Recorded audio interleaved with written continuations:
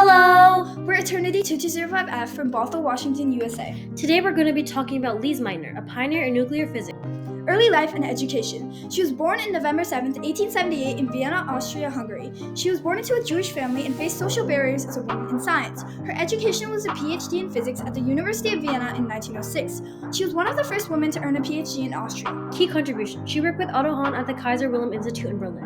She contributed to the discovery of nuclear fission in 1938. She explained how uranium atoms split, releasing huge amounts of energy. She worked hard to lead the development of nuclear energy and atomic bombs. The Nobel controversy and gender bias. She was excluded from the 1939 Nobel Prize in Chemistry, which went to Otto Hahn. Her mission is widely attributed to gender and political bias. She continued her groundbreaking work despite lack of formal recognition. Challenges during the Nazi era. She was forced to flee Germany in 1938 due to Nazi persecution of Jewish descent.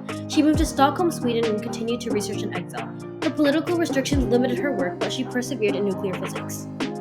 Recognition and impact. In 1960, Meitnerium, a synthetic element, was named in her honor. In 1966, she was named one of the top 100 most important women of the 20th century by Time magazine. She is widely recognized today as one of the most influential figures in nuclear physics. Key takeaways. Pioneering nuclear physics, key role in discovering nuclear fission, overcoming adversity, contributed despite gender bias, exile, and political challenges. Legacy. Her work continues to inspire generations in science and nuclear physics. Team reflection. Lise Meitner's story has made a huge impact on us. She showed us that persistence, curiosity, and passion can overcome even the biggest obstacles. We admire how she didn't let discrimination or political troubles stop her from following her love for science. Her journey makes us believe that even when faced with challenges, we should keep pushing forward. We also realize how important it is to support and recognize each other's work, so that no one's contributions are overlooked like Meitner's work. The future of girl power.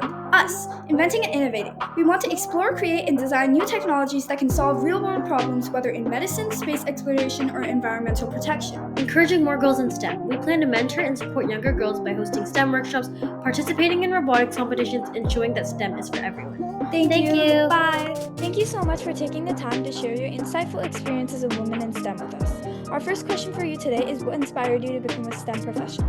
When I was growing up, I was always curious about the flying objects, and my physics background helped me to understand the theory behind it.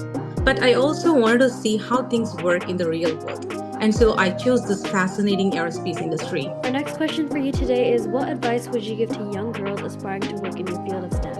I would advise them to pay attention to science and engineering around them. Feed your curiosity and dream beyond your knowledge.